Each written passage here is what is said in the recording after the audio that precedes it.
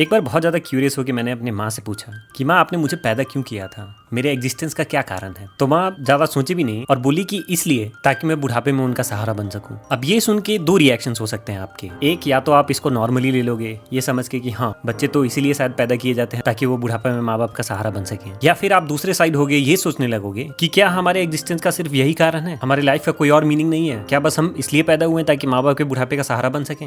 मैं इस पे बहुत ज्यादा सोचने लगा। इवेंचुअली मैं इस कंक्लूजन पे पहुंचा, हमारा इंडियन सोसाइटी ऐसा ही है। एक बच्चा पैदा होता नहीं है कि माँ बाप उससे लाखों एक्सपेक्टेशन ऑलरेडी बना चुके होते हैं। उस बच्चे का पूरा भविष्य डिसाइड हो चुका होता है कि वो कौन से स्कूल में पढ़ेगा, कौन सा कैरियर चूज करेगा, किससे शादी करेगा, कितने बच्चे पैदा करेगा। और ये सब करते हुए उसे ये भी मेक श्योर करना होता है कि उसके पेरेंट्स के जान पहचान के जो लोग हैं उनसे वो अच्छा करके दिखाए। कुछ ऐसा लग रहा होता है कि माँ बाप बच्चा नहीं एक रोबोट पैदा कर रहे हैं और ये रोबोट उनके फ्यूचर का बैकअप है। और ये बैकअप बनेगा कैसे? अगर वो सक्सेसफुल होता, वो एक स्टेबल और कंसिस्टेंट जॉब एक्वायर कर ले, जैसे कोई सरकारी नौकरी, जिससे उसको जीवन भर एक पेमेंट मिलता रहे और ये इनका भी ख्याल रख सके। और अगर सरकारी नौकरी ले भी रहा है तो वो इनके काबू में रहे। और इसके चक्कर में वो ये भूल जाते हैं कि जीवन का कोर है जीवन को जीना। कोई आदमी पैदा इसलिए होता है ताकि वो इस जीवन को जी के जा सके। इसलिए नहीं पैदा होता है कि वो धरती पे आए, एक सरकारी नौकरी ले और एक कांस्टेंट कंपटीशन के लूप में फंस के मर जाए। एक सर्वे के अकॉर्डिंग इंडियन पेरेंट्स से पूछा गया कि आपके लिए आपके बच्चे का कैरियर ज्यादा इंपॉर्टेंट है या उसका खुशी। मेजॉरिटी इंडियन पेरेंट्स ने कहा उनका कैरियर, बट ये सेम सर्वे किसी और कंट्री में किया गया, वहाँ पे लोगों ने बच्चे का खुशी चूज किया। इसलिए आप देखोगे कि माँ बाप अपने जीवन भर का कमाई लगा के उसको एक अच्छे स्कूल में डालेंगे,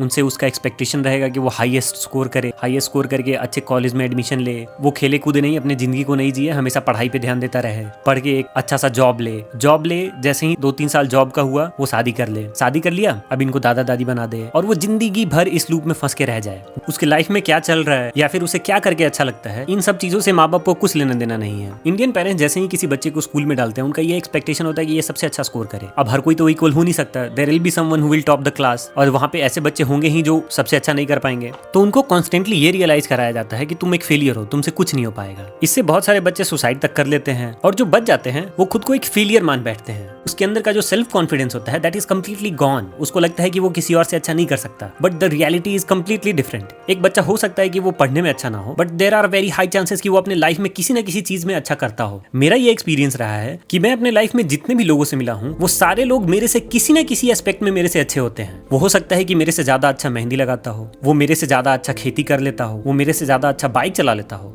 वो मेरे से ज्यादा अच्छा कुकिंग कर लेता है। एंड बिलीव मी, ये सारे तरीके से पैसा कमाया जा सकता है और लाइफ में बहुत अच्छा किया जा सकता है। कुड यू इमेजिन, कोई एक लड़का है जो बहुत अच्छा मेहंदी लगाता हो, उसने अपना एक यूट्यूब और इंस्टा चैनल खोल लिया, बहुत सुंदर सुंदर मेहंदी लगा के पोस्ट करता है, फिर उसको बहुत सारे लोग कॉन्टैक्ट करने लगते हैं, उसका यूट्यूब और इंस्टा चैनल बूम कर जाता है और वो लाखों में पैसे कमाने लगता है और वो पूरे देश दुनिया में अच्छे अच्छे लोगों के घर पे जाके मेहंदी लगाने लगता है। क्या एक सरकारी स्टेबल नौकरी इस चीज को कंपेयर कर सकता है? वो आदमी उस चीज को एंजॉय कर रहा है, उस चीज से बहुत अच्छा पैसा कमा रहा है, बहुत अच्छा रिकॉग्निशन मिल रहा है, बट स्टिल इंडियन पेरेंट्स इस कैरियर को कभी नहीं चूज करेंगे। वो चाहेंगे कि उनका बच्चा यूपी पुलिस में भर्ती हो जाए, धूप में खड़ा रहे, महीने में 30 दिन काम करे, उसके लाइफ में क्या चल रहा है, कितने स्ट्रेस में है, इससे कुछ लेना देना नहीं है। उनको बस सरकारी नौकरी चाहिए। क्यों? क्योंकि हर कोई वही पा लेना चाहता है। और इन सब का इफेक्ट सोसाइटी एंड लार्ज पे दिखता है। जब कोई बच्चा अंडर कॉन्फिडेंट होता है, उसको रिस्क टेकिंग नहीं सिखाया जाता है, उसको कॉन्स्टेंटली डिमीन किया जाता है, तब वो बच्चा अंडर कॉन्फिडेंट ग्रोन अप होता है। वो लाइफ में कभी रिस्क नहीं लेगा, वो स्टार्टअप नहीं करेगा, वो कुछ एडवेंचरस नहीं करेगा। आप कंपेयर करो किसी इंडियन को वेस्टर्नर से, आप देखो कि वेस्ट में लोग कितने ज्यादा एडवेंचरस होते हैं, वो लाइफ में क्या नहीं करते, कितने बड़े बड़े स्टार्टअप हो, कंपनीज हो, ये सब उन्होंने ही फाउंड कर रखा है। इंडिया में क्रैब मेंटेलिटी है। इंडिया में आप पढ़ लिख के बहुत बड़े इंजीनियर बनते हो तो आपको ये सिखाया जाएगा कि आप किसी कंपनी में जाके अच्छा सा जॉब ले लो, आप स्टेबल रहो, तो आपको इंडियन पेरेंट्स एक स्टार्टअप फाउंड करने से रोक देंगे।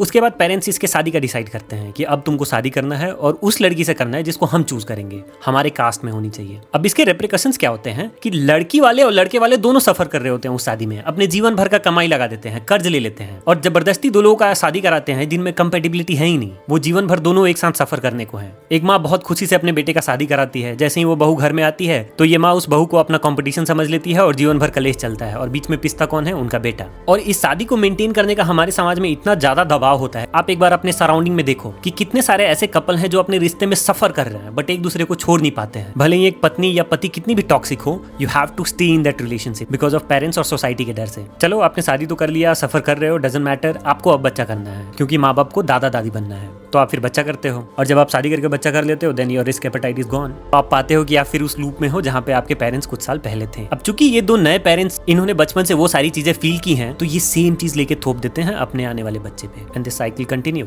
ये जो कुछ भी मैंने बताया इसके होने के कुछ एक कारण है। सबसे पहला कारण है हमारा समाज अभी कुछ साल पहले तक बहुत ही ज्यादा गरीब हुआ करता था, तो parents preferred stability over adventurism. दूसरा कारण है कि उन्होंने कॉन्स्टेंटली अपने लाइफ में वही सब झेला है, तो वो बहुत इजीली उसको पास ऑन कर देते हैं। तीसरा चीज ये है हमारा सोसाइटी बहुत ही पुराना है, तो इसमें जो सोशल नॉर्म्स बनते हैं ये कैरी फॉरवर्ड होते चले जाते हैं। इसमें ऐसे ऐसे बहुत सारे रूल बन जाते हैं जो खराब भी है फिर भी उसको कैरी फॉरवर्ड किया जाता है। तो इसको ऐसे समझो कि ये कोई पुराना कार है, उसमें बहुत सारे ऐसे खराब चीजें होती हैं जिसको हम लोग एडजस्ट करके फिट करके जुगाड़ करके कैरी फॉरवर्ड कर रहे होते हैं। तो ये कुछ वैसा ही यहाँ पे भी चल रहा है। और चौथा सबसे इंपॉर्टेंट कारण है अनएजुकेटेड पेरेंट्स। इनको पेरेंटिंग सिखाया ही नहीं गया, इनको पता ही नहीं है कि एक बच्चे को कैसे शेप किया जाता है। इनको पता ही नहीं है कि बच्चे एक नदी की तरह होते हैं, उनको बस रास्ता दिखाना होता है। उस रास्ते पे जबरदस्ती आप चला नहीं सकते उनको। अगर आप जबरदस्ती करोगे तो ऐसे ही मैकेनाइज्ड बच्चे पैदा होंगे जो एक ह्यूमन बीइंग नहीं एक मशीन दिखेंगे, जो लाइफ के हर एक पड़ाव को एक कंपटीशन मान के चलेंगे। ना ही वो ह्यूमन के पीक पोटेंशियल को टच कर पाएंगे और ना ही नॉर्मल ह्यूमन बीइंग बन के रह पाएंगे, बीच में एक रैट रेस में फंसे रह जाएंगे।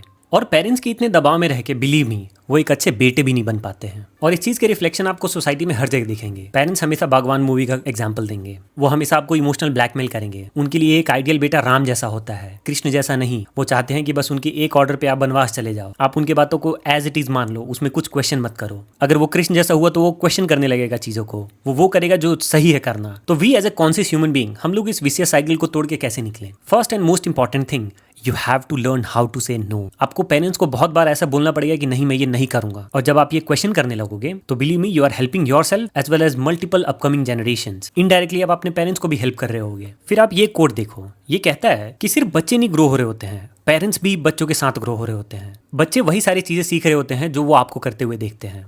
तो जब आप पेरेंट्स बनते हो you have to learn how to be a good parent, how to be a friend of your kid, how to shape your kid in a very good manner. आप उसको मैकेनाइज नहीं करो, आप उसके साथ साथ ग्रो करो और उसको भी ग्रो करने दो in a whatever fruitful direction he is growing. So in summary as a kid you have to learn how to say no. आपको वो सारी चीजें देखनी होंगी कि आपके लिए क्या सही है, आप उसको क्वेश्चन करो। भले ही माँ बाप इमोशनली ब्लैकमेल करें, आप उनके अगेंस्ट जाके वो चीजें करो जो करना सही है। एज अ किड आप कृष्ण बनो, राम नहीं। And what you must do as a parent, आपको बच्चे के साथ ग्रो करना पड़ेगा, आपको उनको एक सही डायरेक्शन में शेप करना है। जब बच्चा ग्रो हो रहा होता है तो पेरेंट्स अपना सारा इन्वेस्टमेंट, सारा कमाई उस बच्चे में इन्वेस्ट कर देते हैं, अपने लिए कुछ सेव ही नहीं करते हैं। अब वो बच्चा अपना लाइफ संभाल रहा होता है, अपना फैमिली संभाल रहा होता है, और उसके ऊपर बहुत बड़ा बर्डन होता है अपने माँ बाप का भी। जब लोग पेरेंट्स बनते हैं तो वो अपने बुढ़ापे का सेविंग करके चले, वो ये मान के चले कि मैं ये ओवर स्पेंड नहीं करूँ अपने बच्चे के एजुकेशन पे, ताकि ये सेविंग से मैं अपने बुढ़ापे में अच्छे से जी सकूँ, मैं अपने बच्चों पे बर्डन ना बन सकूँ। जैसे वेस्ट में होता है, वहाँ पे लोग अपना रिटायरमेंट का सेविंग कर रहे होते हैं। बच्चों के पढ़ाई का खर्चा बच्चे मोस्टली खुद से उठाते हैं, जो कि इंडिया में भी पॉसिबल है। इंडिया में लोग अपने बच्चों के एलकेजी और यूकेजी के एजुकेशन के लिए 3-3 लाख रुपए पे कर रहे हैं। Is it even justified? वो यूकेजी में ऐसा क्या सिखा रहे हैं कि आपको यूकेजी एलकेजी की पढ़ाई के लिए 3 लाख 4 लाख रुपए देने पड़ रहे हैं? और इंडियन पेरेंट्स को ये सीखना पड़ेगा कि बच्चे को उसका लाइफ जीने दें, उसके हर एक्ट में पोक नहीं करना चाहिए। वो पढ़ रहा है तो उसको पढ़ने दे, वो खेल रहा है तो उसको खेलने दे,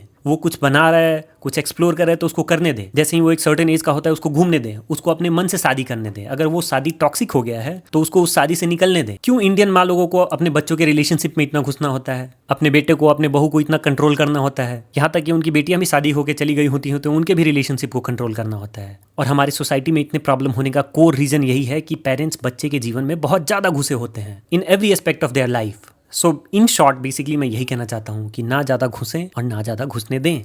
इंडियन पेरेंट्स किसी बच्चे के जीवन में बहुत ज़्यादा घुस के कुछ क्रांति नहीं कर देते हैं। मोस्ट ऑफ द टाइम ये होता है कि वो बच्चा एक फेलियर बन के रह जाता है। आप उसको 6th-7 से कोटा भेज दे रहे हो, आपने उसके बचपने को मार दिया। वो जैसे ही घुसा एक कंपटीशन में वो एक डेड एनिमल जैसा बन के रह जाता है। आप इस टॉपर को देखो, is he even acting like a human being? यहाँ पे 40-40, 45-45 साल की उम्र तक लोग गवर्नमेंट जॉब का प्रिपरेशन कर रहे हैं। देखो आपने इसने जिया जिंदगी? क्या जिंदगी इसीलिए होता है कि वो गवर्नमेंट जॉब का तैयारी करके खत्म कर लें? एक गवर्नमेंट एम्प्लॉय से मैं बात कर रहा था, उन्होंने एक बात बोला था कि गवर्नमेंट जॉब आपको जीने भी नहीं देगा और गवर्नमेंट जॉब आपको मरने भी नहीं देगा। आपको सफिशिएंटली दे के जिंदा रखेगा एक लॉन्ग टाइम तक और आपका पूरा जवानी खा जाएगा। इंस्टेड ऑफ एक आईएएस बनने के जिसने अपना 30 से 35 साल का जीवन आईएएस बनने में लगा दिया और इसके बाद गवर्नमेंट सर्वेंट बन के मर के चला गया, तो एक मनी मेकिंग सक्सेसफुल कैरियर से अच्छा है कि आप उसको एक फ्लरिशिंग ह्यूमन बीइंग बनाओ। वो एक अच्छा इंसान तो बने, वो एक अच्छा जिंदगी तो जी के जाए। अगर उसको मेहंदी लगाना ही अच्छा लगता है तो उसको दुनिया का सबसे अच्छा मेहंदी लगाने वाला बनने दो ना। बिलीव मी, वो उससे खुश भी रहेगा और उससे बहुत सक्सेसफुल भी बन सकता है, उससे बहुत पैसे भी कमा सकता है। So thanks for watching. अगर आपको ये कंटेंट अच्छा लगा हो तो प्लीज़ लाइक एंड सब्सक्राइब, और आप कमेंट में ये बताओ कि आपने इस वीडियो से क्या सीखा।